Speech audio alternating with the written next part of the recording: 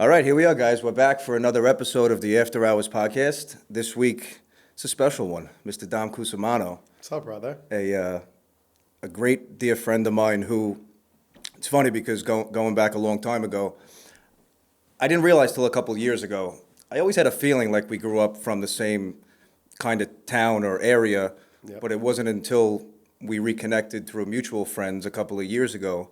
And then, it's funny because I feel like you realize when you connect with somebody who's aligned, who grew up not the same, but with similar, morals and values, I feel like you just connect and you form a bond right away. So I'm grateful to have reconnected with you we've been talking about this for a long time. So to sit down and chop it up is, it's exciting stuff. It took 3 seasons, but we're here.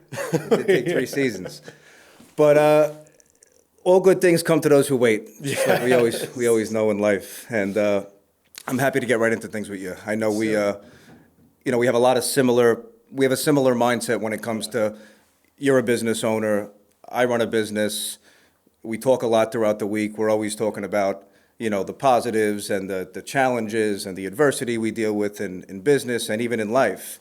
I feel like being a similar age and dealing with a lot of the same things because we're in a business that doesn't run itself. Yeah. We can relate.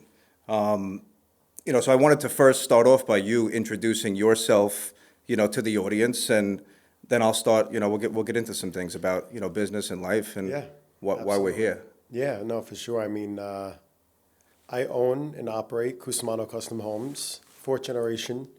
4 generations. 4 generations. That's old school, brother. Yeah, me and my brother took over the business from my father. He retired, unfortunately, about a year ago. He had cancer and just was done. He was abused from the business long enough and, grateful enough we were able to take it over. But it's great. I've been doing it since high school, and it's definitely well worth all of the hard work, I think, And that's what I wanted to talk about, because I know you started up, you said always working from such a young age. Always. When I remember my first job, and maybe not my first job, but my first real job where I had to clock in and show up to the job. Yeah. I think it was at ShopRite or something like that. And I realized after, and I've told this story before, I think it was the first shift where I had clocked in, and within a couple of hours after bagging someone's groceries, not that I was above that task or that job, I just felt like this is not for me. And I feel like this generation, not our generation, because I feel like the 90s babies made it past, how the current generation or how most of them operate. Listen, some of them are so intelligent with the technology and the AI and all these things that I feel like these people are doing now, the younger generation, that I look at that I'm like, what the heck is going on? How do I, we work so hard, hours and hours every day and week, and then you see other people who it might seem like it comes easy to them, but you really don't know what they're doing on, behind the scenes also. So going back to what I was saying about you starting working at such a young age, when did it get to the point of where, because when did you start? You said young, 14, 15, I mean, 16. I was going to work every summer I had off since probably 6th grade. Yeah, and that's not for most people. Most people don't. No, I just knew that I was always going to do this. I was trying to finish high school early, whatever I could do to just get in this business. But, at that time, it was always just something I wanted to do, but the more I'm getting involved now, the older I get, I'm realizing there's so much that goes into it. It's not like just clocking in, like you said, from 8 to 4. It's 24 hours. I have people calling me Sunday night at 12 and just nonsense, but it's well worth it. Of course. It's definitely well worth it. And going back to what I was saying, when I was in that first shift at my job, and I realized, that's not being an entrepreneur. And I didn't know back then that I wanted to be an entrepreneur. I just knew that wasn't for me. Yeah. And, obviously it took until years later where I realized that I wanted to be more self-sufficient and make my own decisions in business. And, you obviously start with a foundation, but, most people don't have, even the way you started, like you said, most people want to, they want to jump 10 steps before they crawl and to learn the way you learned. And I feel like I learned the same way. So when I got into the mortgage industry after college and after high school, college was only about a year, but when I started in the business, I learned the old school way too. Put the work in, put the time in. Yeah. There's no handouts. You have to show up every day. There was days that I didn't show up and I got destroyed for it. Yeah. And I appreciate that now. Going back 15 years ago, I used to yell at the people I was in business with, leave me the fuck alone. Yeah. I want to do my own thing, and Yeah. I could take a break. I could take off today. I could do this. Yep. But you realize now, that was out of, I don't know if love is the word, but the people, my father and Keith, who I started in business with, they knew what it takes and what it took them to get to the point where they got to. So, Yeah. and that comes with, like you said, the work ethic from a young age and showing up and, just working. I feel like that's so hard for. Yeah, a lot of it's people just like being a part of the old school, right? Like I think, like you said, we were raised the same way. So putting in that work and all that time of just, not No even results. no results. I mean, I was physically working for 10 years, getting paid almost nothing, Yeah. but it didn't really matter because Sweat equity. Yeah, sweat equity is right.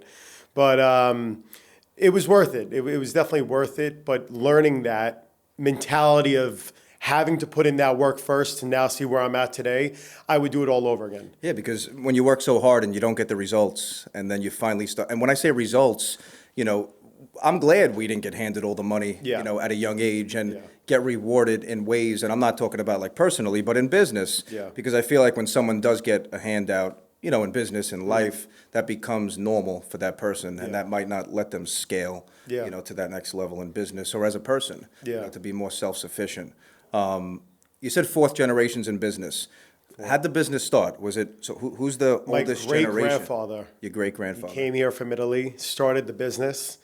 My grandfather worked with his brothers, but then they separated because they fought and didn't get along. Yeah, it's just Typical. That's business and Yeah. the old school family stuff, of course. And then my father went off on his own when he was like 28 years old, and here I am now. So 28 years old, your father went off on his own. Yes. You were probably born sometime, Yeah. obviously a couple of years later Yes. or whatever it was. And I always, when I hear stories about people continuing, their business, and it's a Yeah. generational business, it's amazing when people like you actually take control of it and Yeah. are passionate about taking it to that next level, because I'm sure you could even speak for it. There's probably, Yeah. and there is so many people I feel like that do. And when I say, and I always give you credit, you don't give yourself as much credit when people step into a family business, unlike you, buying the family business. Sometimes they think that it might just run itself, Yeah. or they don't have to do the things that either their parents or their family or that the other people did to keep that structure and to grow that business. From when he retired a year ago, we're like a completely new business. So just the way different he time. did things, it doesn't work today. Different time, different people. When he was doing this full force, everybody knew him from word of mouth. Yeah. Now, those days are over. Those people are retired or moved to Florida, wherever the hell they gone, But everything now is through social media or through just obviously a recommendation here and there, but it's not easy. It's definitely not easy. And, you said your father's in Florida now. He's in Florida, yeah. And Yep. yeah, like being in business, like I grew up with my father in the industry, and Yep. I want to talk about that a little bit because I now appreciate all of the tough love Yep. and the sacrifices Yep. and the what the fuck are you doing, and Yep. all of the tough love that I got for years. Now I finally appreciate that. Was it a similar relationship like with growing up with your father in business? Which, Definitely, So yeah. now it's more of a feeling of I get why he did that, because we're at a point in life now where we have our own homes and Oh, our yeah, lives for and a sure. business, and I have a kid, and It was definitely that type of relationship. It was literally just go to work, this is what you're doing, and that's it. I didn't have a choice. If I didn't do that, I wasn't getting a job. But, when I first started doing the 17, my parents were going through like a really bad divorce. So, long story short, 7 years later, he ended up having to start a new business. And at that time, that's when I was getting out of high school, and we started together from zero. So everything today was really a business that him and I started. I didn't really get to feel that fourth generation, business type of feel where, all right, turnkey, good luck, and here's $100 million in a bank account. There was zero. negative, if anything, and just me and him working, which, it was not easy. Yeah, well, listen, you got to obviously pat yourself on the back, and I commend anybody in that situation because it's always easy to take the easy way out, but when there's nothing but I'm figuring this out, for an answer, that's what you decided. That's what you decided the outcome was going to be. Yeah. And I feel like a lot of people nowadays, and even anybody in business, when they go through stuff like that, and I feel like even with a family business, when there's siblings and someone's getting involved and the other sibling or whatever it is, because I have I grew up with a family business, and I speak to people that have dealt with similar situations, and I never. My family was in the restaurant business, my mother's side, and I was always offered an opportunity to get into the business, and I just maybe didn't understand it back then, and it just wasn't my passion. It wasn't my passion. But from what I have seen out there, I've seen so many people our age, in their 20s and 30s, get involved in a family business, and then you watch it go south. Oh my God! Because they don't have the same. I don't know if it's like the ability or if it's the experience. I think it's both. Or whatever it is to keep that business going, because it's not easy. People think it's just like showing up to a job and the phone rings and you show up to the job and you give them an estimate or I give them a loan and you move on. We deal with things a month later, a year later, lawsuits, things that are out of our control. Yeah. That doesn't mean you don't do the right thing. It just comes with being a business owner or an entrepreneur. So what do you think, how, and I guess by starting at such a young age, like, how do you think you built up, like, what's something you dealt with the first year, of being in this business that is something new to you? Like an adversity that might not have. No, for sure. It was almost like a slap in the face. As soon as I took over the business, we had to let go of 2 employees. Times were a little slow at that time, and they just weren't the right fit for our company. So after that happening, about 2 months later, they ended up suing us. We went through a really rough lawsuit with them, which we, ended, and everything ended up being okay. But it just made me realize that if I wasn't brought into this business, like you said, at a young age and gain tough skin from that, just learning that things aren't going to come easy, there's going to be problems, you have to learn how to fight with it and have that tough skin to deal with it. So I think it just all comes back to how you're raised and doing this from a young age. Like if I were to just start at 25, 26, I think I would have to crawl up in a ball and just cry and not be able to do this. But do you ever think about what you'd be doing if you never got into this business? I know we've had, we've joked a little bit about, I want to come work for you. I always tell you. What do you think you'd be doing? Like, did you play sports in high school? I know we golf a little bit together. Yeah, I didn't play sports. Honestly, if it wasn't for this, I probably would be doing something along the lines of either a fireman or a cop, if I could be honest with you. That's what the older generation, I feel like, always pushed us to become. Yes. Get the job that collects the paycheck every week. It sets up the retirement. Yes. You get the pension. Yep. When you also realize that that's, I feel like, an education issue. Like if you just educate young people in their teens and as they get older, that the money's not just like when you sign up for a job, or when you take a job, that offers, I guess, like a retirement or a pension. You can create the same benefits for us if you just discipline, from the beginning or for whenever that starts. People think it's just like free money that's handed to you. No. They just put you on a system that forces you to put it into the retirement or whatever it is. But you can do those same things in our business, and I feel like that's why I try to educate so many people that, and this is not for everybody. I've been in the industry, for about 12 years now, and I always wore my heart on my sleeve. And from a young age, I think I started at 20 years old or 19 or 20. And when I started building a team at probably like 25 years old, I started bringing people in, and then that was a point in my career where, I'm 5, 6, 7 years into business at this point. I had experience. I was making money. I wasn't nearly to the point where I am now just by having more responsibilities and, just in a growth, from a growth perspective, in my mid-20s after I was in the business, for some time, I realized very quick that no one's ever going to be like you. And that's what I thought for a long time. I thought I could mold people to operate the same way that I operated, to have the same schedule that I had, getting to the office, when I got there, leaving when I left. I was very passionate about trying to not change people, but show them like, okay, this is what I did, Yep. the last several years. It obviously worked to a certain extent. Why wouldn't you want to operate that way? I feel like when I got into the industry, I always looked at the people around me. And I've spoke about this before. I looked at the people who were doing the greatest things. How do I do that? How do I replicate that? I looked at the people like, what the heck are you doing? I definitely don't want to do that or be like Yep, that. yep. And then I put the pieces of the puzzle together to form me into a well-rounded, loan officer like I was at the time, or mortgage banker. And, going back to wearing my heart on my sleeve, I always took things so personal, even in business. And it was because I cared a lot. I wanted the people that I gave an opportunity to become successful. This is going back years ago. Yeah. To become successful, to understand that I got in this business to reap the rewards of what we do. There's so many other jobs that people can take and go work for somebody that aren't like what we do. 7 days a week, morning till night, dealing with problems, at all hours and, all times of the day.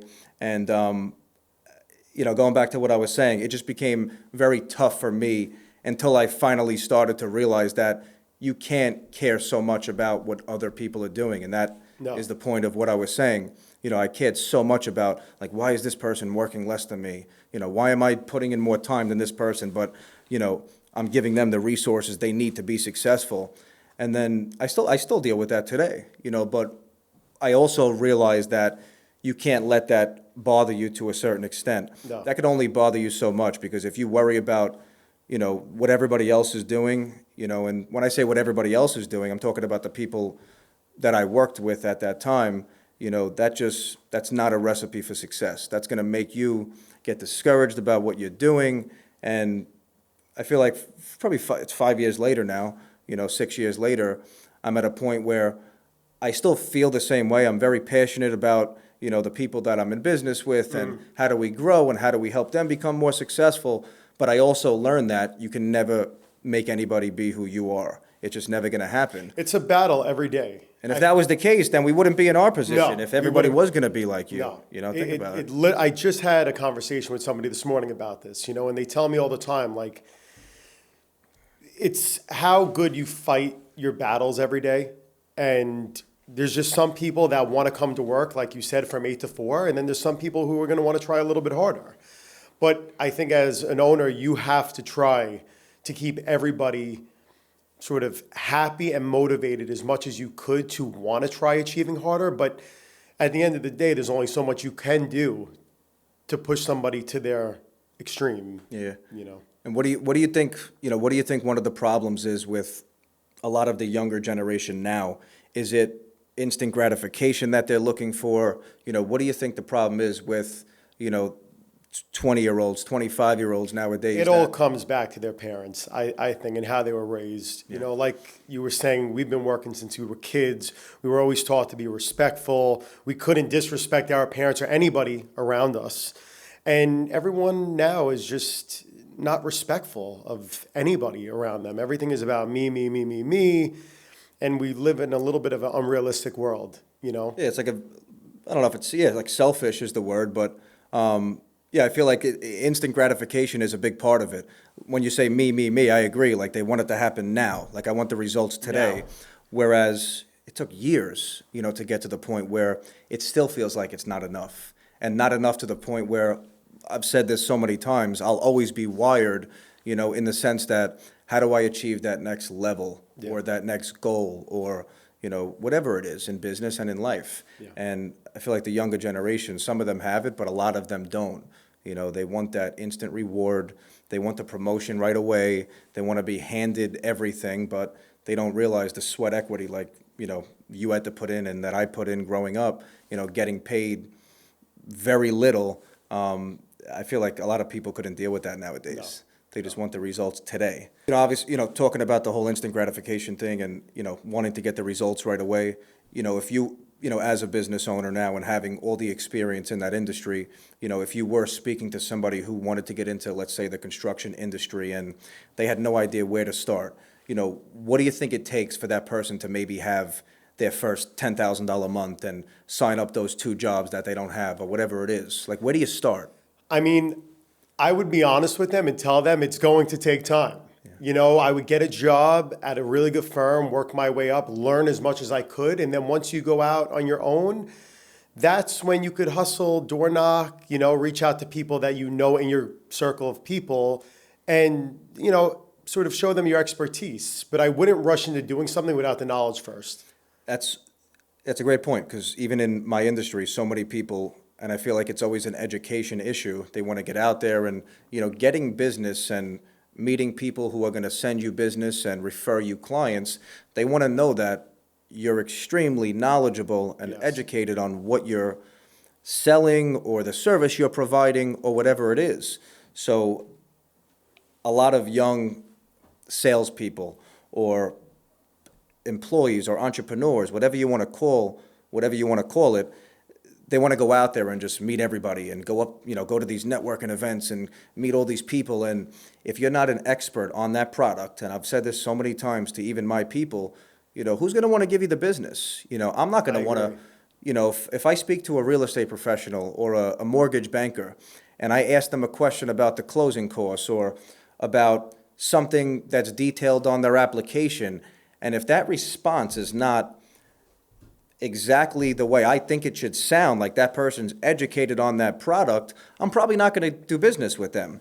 So I agree, getting into any business, to be able to make money and to get a job or to make $10,000 your first month or whatever it is, it takes time. It takes time. It takes experience. I mean, would you want a doctor to operate on your heart if he's never been to school longer than a year? You can't rush these things. And it's so crazy when you bring that up, because think about it, that person's going to be operating on someone's heart for the first time, right? Yes. You ever think about that? Yeah. You never think about those things. And that's, I feel like, why people can look at it 2 different ways. Yeah. If we were starting a new business and, we would make it seem like we have all the experience, and I'm not sure if a doctor should do that with heart surgery, but that's just the way anybody who's a successful, confident business person would be, whether it's their first day on the job or they're 10 years into the industry.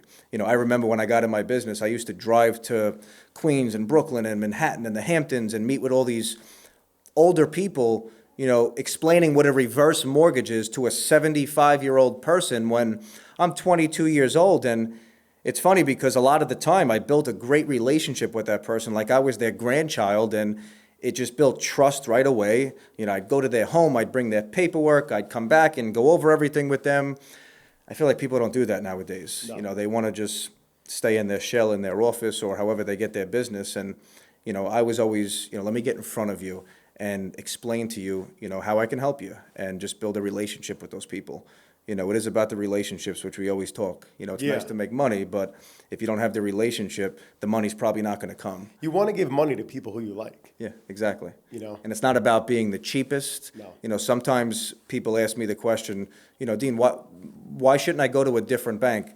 And I tell them right away, it depends on what you're looking to accomplish. If somebody comes to me and they tell me, I have $3 million in the bank and, I have X, Y, and Z, I might recommend them try this credit union because they offer a product that I can't compete with. But if I know it's an opportunity that I can help with and I can deliver, then I'll confidently take that business. Yeah. You know what I'm saying? But you can't set false expectations with people in life and in business. No. And I feel like it goes back to the same thing, like wanting the fast and easy route. People try to cut corners, and even with phone sales nowadays, it's tough. And that's why I try to get in front of as many people as I can, because there's been so many people over the years that have done the wrong thing, and we're both in the sales business. They've done the wrong thing, so it hurts the people that do the right thing by people. So I still have people calling me. I've been on their jobs, from 5 years ago. They want me to go service them because I've done the right things. I answer the phone when they call me. But when you don't do that, it will bite you in the butt at some point. I feel like the personal brand, like when I started building my personal brand a couple of years ago, And I know that's something that you've started to do more Yes. recently. And I always tell you, I love when I see you do all that stuff. And Yeah. you think I do a great job. I think I'm horrible. And I want to become better and more consistent as well at doing, the stuff that you need to do in 2026. I feel like when you have that leverage and you have that audience and you have, it's like it's like they know you before they Yes. know you. Yeah. So I feel like when you do take that initiative to realize that if you're going to run a business and if you're going to, in any industry, it doesn't matter if I'm a police officer, a teacher, if I'm cutting hair, if I'm selling jewelry, if I'm selling mortgages, I want to be the most known person in that industry. Or I want people to know that I'm the best teacher and I take care of the kids in the best way possible. So I'd probably think of what can I do so I can show the world how, whatever it is, how great I am at what I do. Because unfortunately, or fortunately, because people look at it two different ways, that's the life we live nowadays.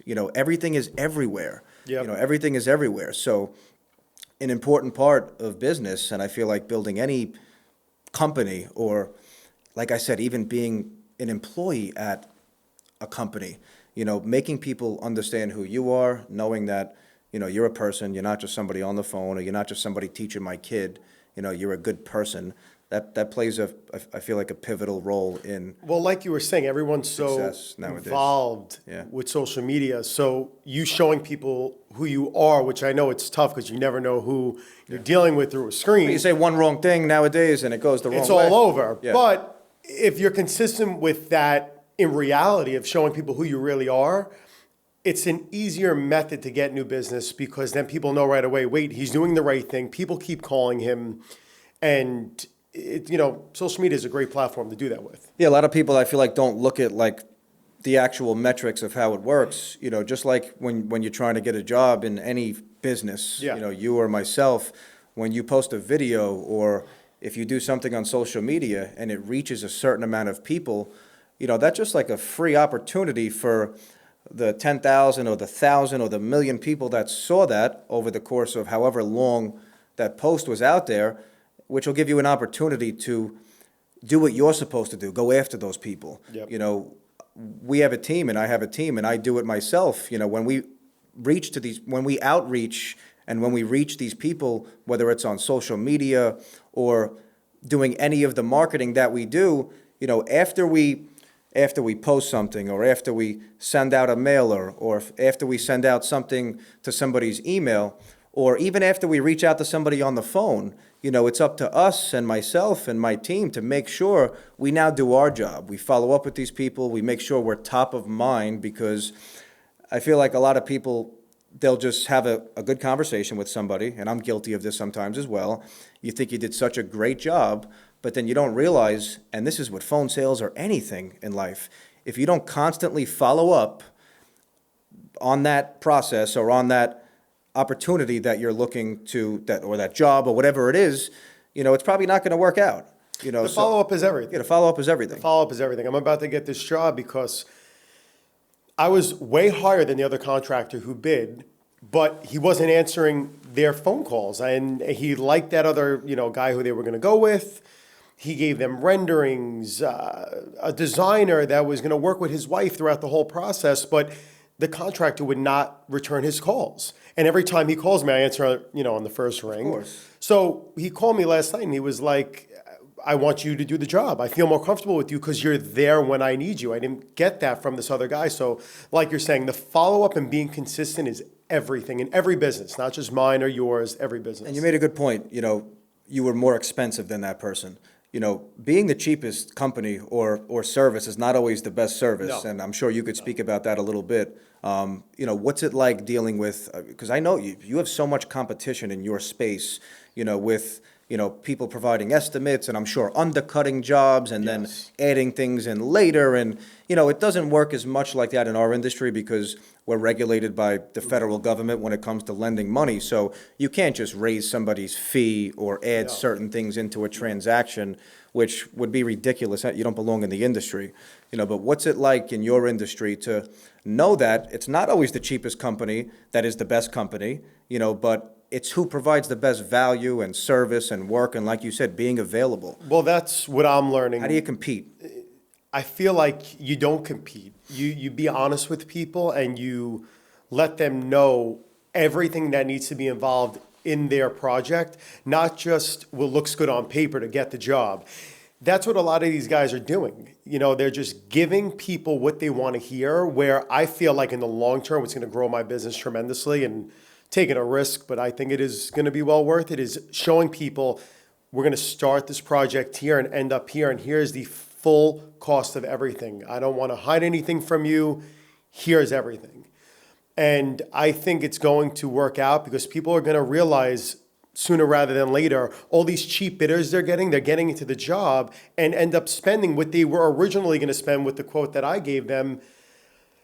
It's really tough. Yeah, It's really tough. and that goes, for a lot of my business too, because it's not easy, because a lot of people, when they hear the cheapest option, they think it's the best option. Yeah. But kind of like you said, and confidently, I understand that my service is the best, my product is the best, my fee might be a little bit higher on a certain transaction than somebody, which maybe I can't control that. Maybe, I pulled the person's credit at a different time and, the other bank did, whatever it is, but what I know and what I'm confident about is that the product that I deliver, the service that we offer, and if you understand that, it just sells itself, like you said. Yep. I feel like when a consumer is dealing with a business owner or somebody that's,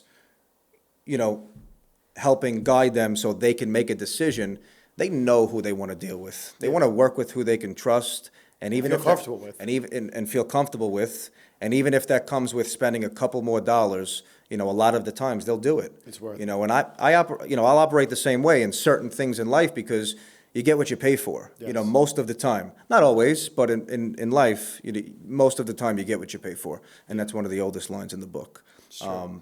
And you bust my chops about that a lot, with the contracting stuff, and I get it. You realize sometimes when you cut corners and you don't do things the way you should, which costs a little bit more, you pay for it. You pay for it later.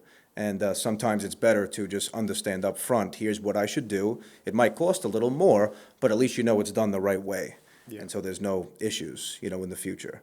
Getting into some more personal stuff, like going back to like when you were growing up, like if there was one, I know we're starting to work out more recently and we're trying to get more into, that personal development journey because it's important, to make sure you're the best version of yourself.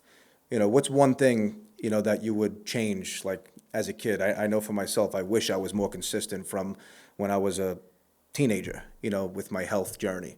What's something that you would have changed?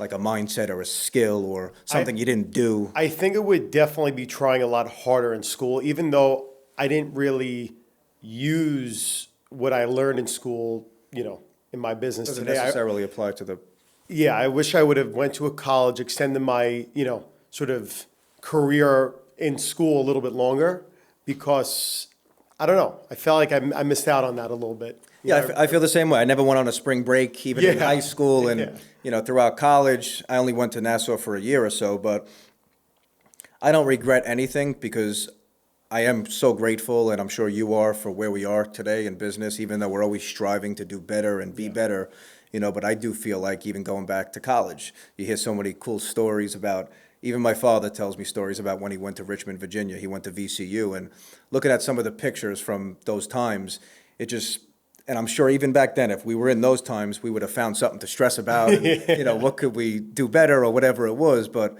those just look like such simple times that going back, I do wish I had the opportunity to, go through or have. And life is so long, those, 4 years, whatever you choose to do in college. Feels so short now, but back then, Yeah, it would have been worth it. I feel the same way. And I talk to so many people that feel the same way. I wish I did the college and, went away or whatever it was. But when I do realize that a lot of those people probably wish they did it the way we did it, Of course. that makes you really realize that it doesn't, you can never plan the path that you go down. No.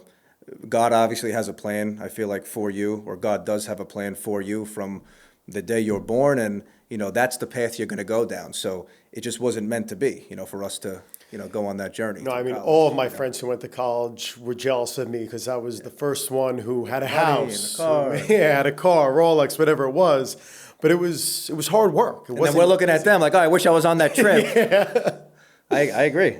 But it was Yeah. hard work. Yeah. What do you think, when it comes to living, let's say, a fulfilling life, going to the gym more, I know you're in a relationship, and Yep. we always talk about, the future, because the future is always exciting. I have a 5-year-old daughter almost, I know you're a family person, Yes. and we have the same and similar, morals and values when it comes to, wanting to travel and, be around family. And even though we work so much, we have those similar thoughts. What's in the future for Dom? Are we having little Doms one day, you think, or what? I definitely think, we could have some little Doms or girls, whatever it may be. I would love to shed the knowledge that I learned through having to work so hard and the experiences in life that I learned through having those hardships when I was younger onto kids that I, hopefully have, because I feel like that's what I missed. It was such a quick journey to get to where I am now, but if I was sort of told when I was younger to enjoy that part of my life, it was just sort of get to the finish line, I would have stayed in those times longer, enjoyed them more. So that's what I would like to instill on my kids one day and family that I hope to have. Yeah, it's crazy you say that, because I try to remember the time like where the switch changed in my head, where I realized that you have to kind of take life seriously. I remember it was like right when I got into the mortgage industry. I was 19 years old. I wanted to buy a quad, and I couldn't afford the quad. I didn't have $10,000 or whatever it was. So I remember I went and I financed it, and it was $200 a month or whatever it was. And I remember sitting there like, I cannot believe I have a $200 bill that I have to pay every month, or whatever, however old I was. It was somewhere around 18, 19. And I remember just signing for that quad, leaving the dealership, feeling like a big shot, and then being stressed out about the $224 payment that it was every month. Yep. When it just brings up the whole point of what I'm saying is fast forward how many years later, like, you never really realize, how fast things happen and change, and the level you get to, and, what happens just in life. Because I could have never imagined, now in 2026, Yeah. having a 5-year-old daughter, having a business, having the great friends I have in my life, having the ability to do pretty much whatever we want in life, which I'm grateful for every day. And that's also why I've become so passionate about my industry, because it does give us the flexibility. Even though being a business owner and an entrepreneur comes with the 24/7 grind, and that's all great because we choose that, it also comes with the rewards and the benefits of being able to make your own decisions, which I would not trade for anything. Neither would I. And I'm sure you could speak on that, because I know, we both like to dip out of here once in a while. Yeah, I mean, I used to never go away on vacation. Past couple of years, I've been finally enjoying life, trying to ski, learn new things, and it's just so worth it. That's why you work hard, to enjoy life, not just to work hard to have 100 million in a bank account that's sitting there to leave to your kids or your great grandkids. It's not worth it. We're here for such a short time. You have to live your life and enjoy it. You see so many of these wealthy people not leaving their children the money, which I guess unless you're in that situation, you would never understand why they do that. They just probably feel like their family or whoever it is, they might not be appreciative of them making all the money or whatever it is, but I feel like you see that so many times in life, which is a sad thing. How do you handle balancing short-term rewards in business versus, let's say, the long-term success that is going to come eventually? I know you've been doing this so long, and now you're in control of the business, which is exciting. Yeah. What do you see for the future? How do you deal with the wins and the losses, and understanding that you're doing this, for a greater cause or a greater purpose, I should say? It's tough because I was never really taught to save my money, invest in real estate. But the older I'm getting, the more I network, speak to my mentors. They're telling me to do these things. And I've learned in such a short time that it is necessary to save your money, have that rainy day fund and invest in other things other than just the stock market, real estate to sort of diversify. Yeah, and talking about your family having a fourth generation business, which is so amazing, it always makes me think about, even my mother's side of the family, how, my grandfather came to this country, believe it or not, from Canada. That's my half Greek side. And I remember the story. He was the dishwasher at the Pantry Diner, in the 40s or sometime around then. He ended up working hard and he ended up buying the business eventually. And then he ended up buying a lot of the real estate around the diner, for basically nothing back then. And looking at that generation and seeing all of the adversity that they probably dealt with without the resources that we have, without all of the knowledge that you can get from other people, even by being online nowadays. That's why I always talk about the social media thing and how valuable it is if you use it the right way. Imagine how tough they had it back then, not knowing where you can go to a bank and get a loan, or, knowing what you should do in your business to stay afloat that one more month or whatever it is. So, I always commend that. I never really talk about it. It's amazing to, because I never got into that business. I remember growing up, my family was in the restaurant business. I grew up going to the diner, and it was really cool to be around that. Not realizing years later, that was pretty cool. That was my grandparents, and I used to go there and be around people, and they were loved in the community. And, once I realized, after seeing my grandfather die at 61, how hard somebody could work and have such a short life, that had a lot to do with me living my life the way that I live my life. And, you made a great point a little while ago, dying with 100 million, it might not, yeah, that's amazing. And that sounds cool, but I'd rather die with a couple million less and live a life that, I choose to live, that I go on vacations and I get to spend time with my family and friends and, do the things you want to do, because that old school generation, even though they set the pathway, for success, because without that, hard work and that grit and that thick skin, the world just wouldn't be the way it is nowadays. No. But I also took that as a lesson, watching people work so hard and having their whole life be revolved around work. That's not how I want to live my life. Even though my life is revolved around work, I've said this before, I'll always make that time, to do the things that you want to do. Whether it's, we shoot down to Florida, or we go play around the Gulf, or we enjoy going on the boat. You always have to find those times, because life is about business and it's a majority of my life. But if you can't make time to do the other things, then what's it all for? Yeah. What's it all for? Why work as hard as we work, and why try to achieve the financial success that we're trying to achieve if you can't enjoy it in the present time? There has to be a balance. There has to be a balance. Has to be. I was always one to knock the whole balance thing, and I do think that it comes a point in life where balance is more applicable to your life.